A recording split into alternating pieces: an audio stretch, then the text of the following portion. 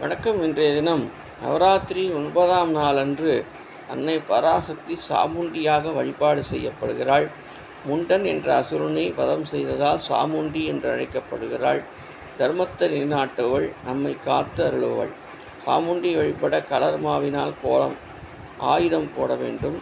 அகல் தீபங்கள் ஏற்ற வேண்டும். பஞ்சு திரி போட்டு எள் எண்ணெய் அல்லது இலுப்பை எண்ணெய் திங்கள் ஏற்றலாம். அக்கார வரிசல் நிவேதனம் செய்ய வேண்டும்.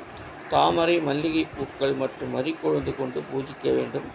கௌரி அன்னை மேனியிலே கருவாகி வளர்ந்தவளே, நவராத்திரி 9ஆம் நாள் நலம் கூட்டும் கலைமகளே, தாயே நீ அன்பு வைத்தால் பார்முழும் என புகழும், ஏழு செய்யும் என் பாட்டும் என்றென்றும் நிலைத்திருக்கும் என பாடி துதிக்க வேண்டும்.